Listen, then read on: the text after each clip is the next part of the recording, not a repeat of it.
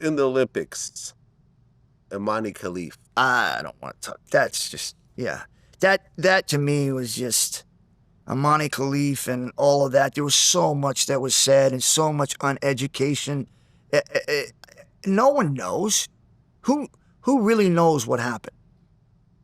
Right, because they're saying she's not transgender. She doesn't identify as intersex. And I believe she was born as a woman, but she has both.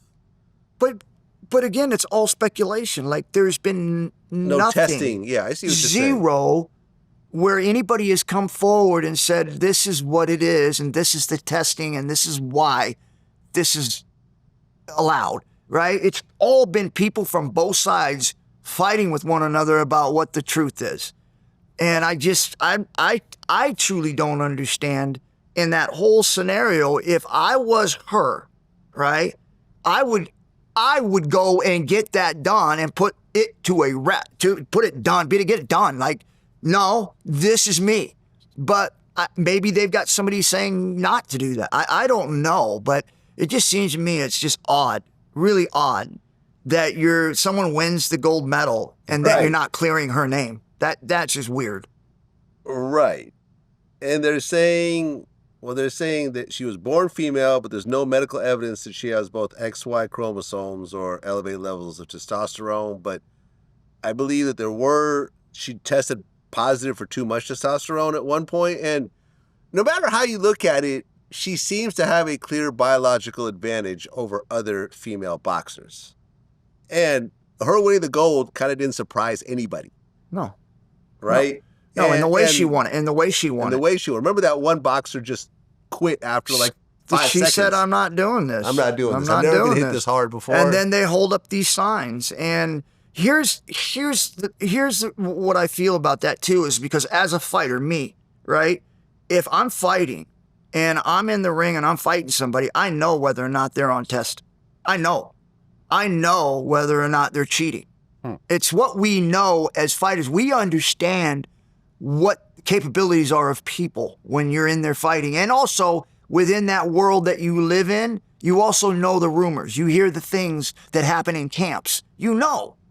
And you're hearing stuff coming from these girls that don't make sense, that do not support what other people are saying. And so, again, like I said, if she would just go and just shut these people up by just going and getting this done with a doctor that says, here's the facts. Yeah. Done. End of story. Yeah, there's plenty of doctors in the Olympics. End of story. Like, it's over. No, you're right. I think she's actually suing people, for bullying or something like that. When they say that they're suing somebody, they're not suing them because that costs a lot of money to do that. Yeah. And they're saying that because it's easier to say that than something else. Yeah. I think the problem that I have when it comes to trans athletes and intersex athletes is that it always goes into women's sports.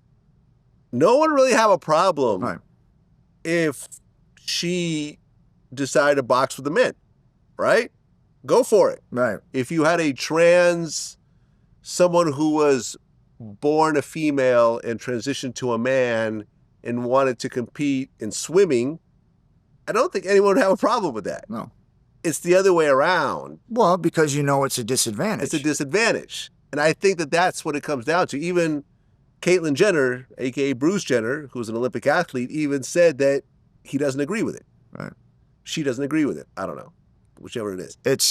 It's a world that we live in that there's, it seems like there's no clear direction on it, and that's why we have so much of a problem with it, because there's not a clear law or a direction on it. Yeah, I mean, trans rights are getting really, really kooky sometimes. But but the thing is that when you say trans rights, what is that? Yeah, listen, I just interviewed, a former correctional officer who was telling me about situations where people would fight for trans inmates to be put in women's prisons, and they end up impregnating a bunch of the women there. Right. This kind of stuff happens. Yeah, if I'm doing life in prison, I was like, let me change my thought here. Right, exactly. So you get a lot of stuff that listen, everyone should have the right to live their lives, but you're also creating these uneven situations. And that's where I have a problem with. Imagine, I remember there was, I think, was it lacrosse? They let a trans player play and ended up knocking out a girl's, like, a couple of her teeth. Like that type of thing happens. Ultimately, a man's biology and a woman's biology is not the same. It's not. It's not.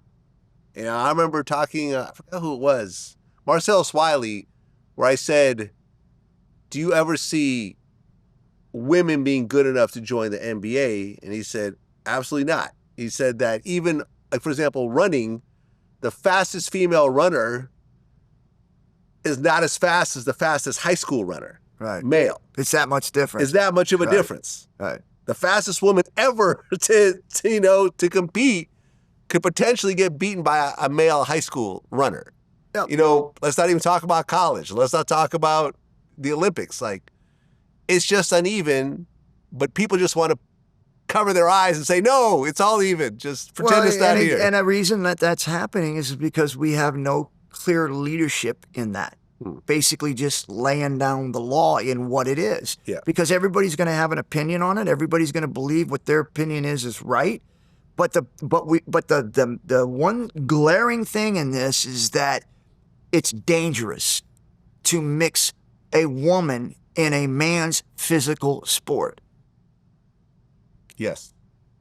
Well, no, the other way around. To mix a woman in a man's physical sport is dangerous. Now, doing a man inside a woman's physical sport is also dangerous. Yeah. The reason why I say it that way is because I don't want to go there, but I am saying, just so as we understand the difference between man and woman, is if you put a woman in a man's boxing thing, it's dangerous. She's going to get hurt. Yes. So I don't need to put it the other way around because we know this, right? Yeah. So that's what I'm saying is that if it's dangerous that way, look how much more dangerous it would be the other way, where you literally got 10 people lined up and you're going to destroy 10 of those lives.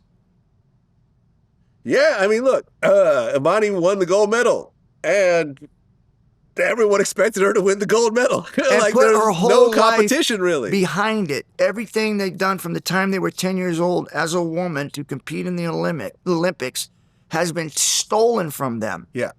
Because they allowed and again, I'm not saying this is Imane because I don't know the truth on that, but I'm saying what we have known in the past where they allowed a man to go in as a woman, but is basically born a man, take away gold medals from women who spent their whole life training to get. I agree. I completely agree.